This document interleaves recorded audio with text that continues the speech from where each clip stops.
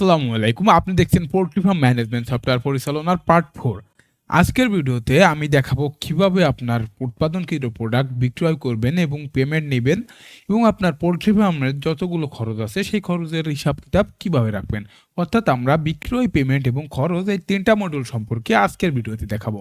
এর আগের ভিডিওগুলোতে আমি কিন্তু উপরের সকল মডিউলগুলো সম্পর্কে বিস্তারিত দেখিয়েছি। তো যদি এখনো সেগুলো না দেখে আসেন, অনুরোধ করব দেখে আসার। চলুন কথা না বাড়িয়ে আজকের ভিডিওটি শুরু করা যাক। তো আজকের ভিডিওর প্রথমেই আমরা যাব বিক্রয়তে। তো বিক্রয় মডিউলে গেলে আমরা দুইটা লিস্ট দেখতে পাবো, একটি আছে মুরগি বিক্রয় তালিকা আর একটা আছে পণ্য বিক্রয় তালিকা।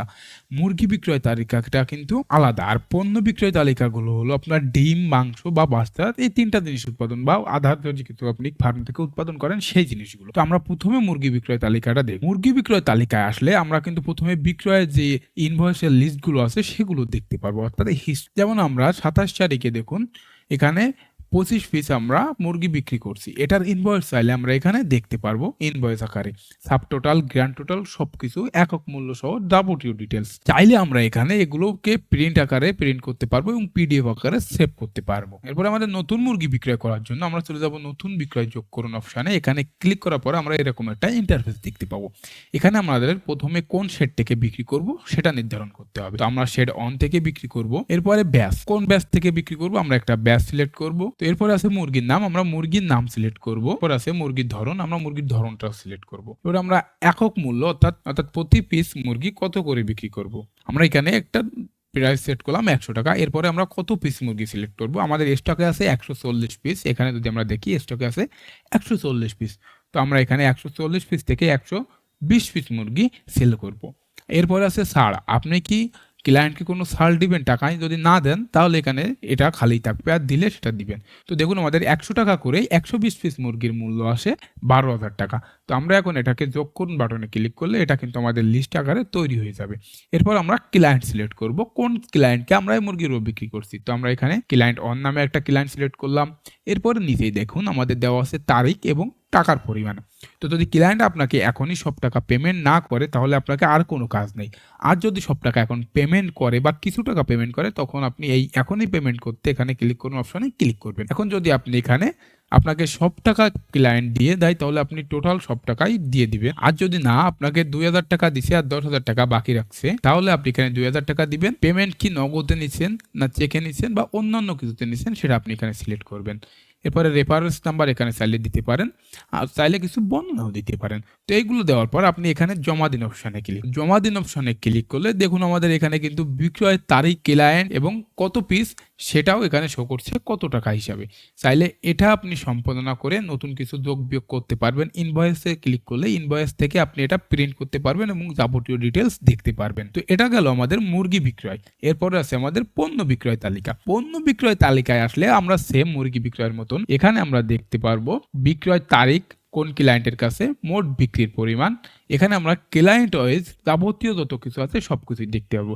এখানে দেখুনে গেলে আমরা দেখতে পারবো এই ক্লায়েন্টের কাছে আমরা কি বিক্রি করছি সেটা, এবং এখানে ইনভয়েসে গেলে আপনারা এটা সেম জিনিস ইনভয়েসে ক্লিক করে প্রিন্ট করতে পারবেন এবং পিডিএফ আকারে সেভ করতে পারবেন। তো নতুন পণ্য বিক্রির জন্য আমরা এখানে নতুন পণ্য বিক্রি যোগ করুন অপশনে যাব। এটাকে ক্লিক করার পর আমরা এরকম একটি ইন্টারফেস হবে। এখানে আমাদের প্রথমে কোন পণ্য বিক্রি করব সেটা সিলেক্ট করা লাগবে।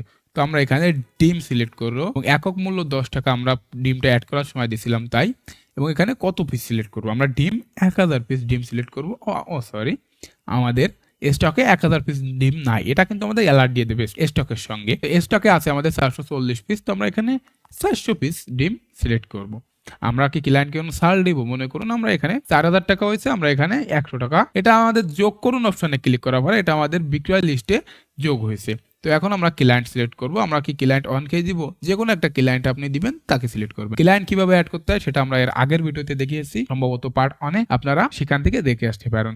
সেম প্রসেস আমাদের এখানে যদি পেমেন্ট এখন করে তাহলে আমরা এখনই পেমেন্টে দিব না, আর যদি টোটাল সব টাকা বাকি থাকে তো আমরা এখানে জমা দিন অপশনে ক্লিক করব। তো জমা দিন অপশনে ক্লিক করলে দেখুন আমাদের নতুন একটি ইনভয়েস তৈরি হয়েছে ৩৯০০ টাকার এত তারিখে এই ক্লায়েন্টের কাছে।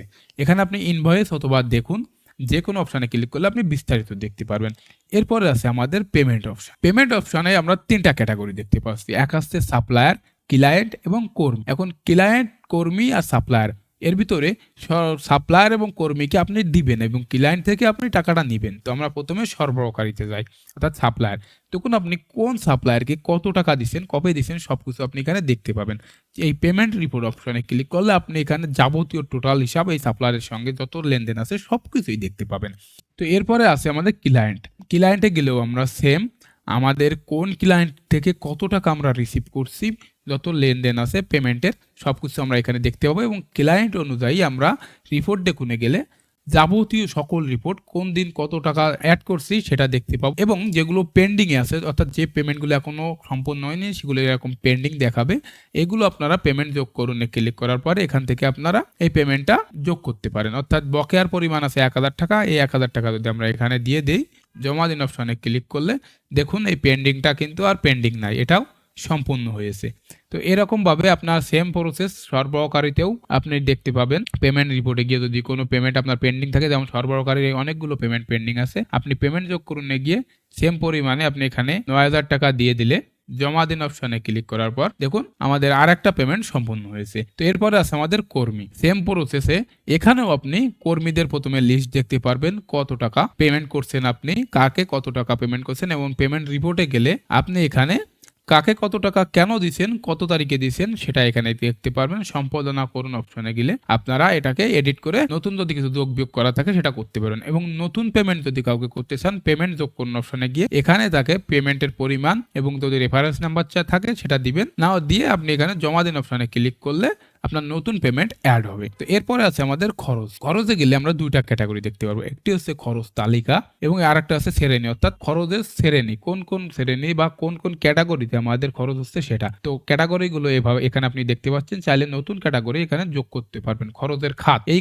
খরচের ক্যাটাগরি মানে আপনার খরচের খাত, তো আপনি এখানে নতুন খাত তৈরি করতে পারবেন, যেহেতু আমাদের অনেকগুলো খাত তৈরি করা আছে। এরকম এই খাতগুলো আপনি এখানে দেখতে পাবেন। খরচ তালিকায় গেলে আপনি এখানে দেখতে পাবেন কত তারিখে কোন খাতে কত টাকা আপনার খরচ হয়েছে সেটা দেখতে পাবেন। চাইলে এটা আপনি পেমেন্ট আকারে দেখতে পাবেন। খরচ পেমেন্টে গিয়ে আপনি চাইলে এখান থেকে আপনি ডিটেলসে দেখতে পাবেন এবং যদি আপনি চান নতুন কোনো খরচ যোগ করতে তাহলে নতুন খরচ যোগ করুন অপশনে গিয়ে আপনি এখানে খরচের আইডি, খরচের নাম দিবেন এবং কোন শ্রেণীতে অর্থাৎ কোন খাতে খরচ হচ্ছে সেটা সিলেক্ট করে এবং টাকার পরিমাণ দিয়ে আপনি এটা জমা দিন অপশনে দিলে আপনার এরকম একটা খরচ তৈরি হয়ে যাবে এবং সেটা হিসাবের সঙ্গে আপনার যোগ বিয়োগ হবে। তো আজকের ভিডিওটা এই পর্যন্তই। এই ভিডিওতে আমরা দেখলাম কিভাবে উৎপাদনকৃত পণ্য বিক্রয় করবেন এবং পেমেন্টের যাবতীয় লেনদেন হিসাব, কিভাবে পেমেন্ট করবেন, কিভাবে পেমেন্ট নেবেন এবং খরচ কিভাবে, কোথায় কত টাকা খরচ হলো এবং কিভাবে খরচ অ্যাড করবেন সেটা। তো আশা করি ভিডিওটি ভালো লাগবে এবং যদি ভালো লাগে লাইক কমেন্ট করবেন এবং এর পরবর্তী পার্টে আমরা দেখাবো যাবতীয় সকল রিপোর্ট দেখবেন কিভাবে এবং সেটিং সম্পর্কিত ভিডিও। তো ততক্ষণ ভালো থাকুন, সুস্থ থাকুন এবং সাথে থাকবেন। ধন্যবাদ।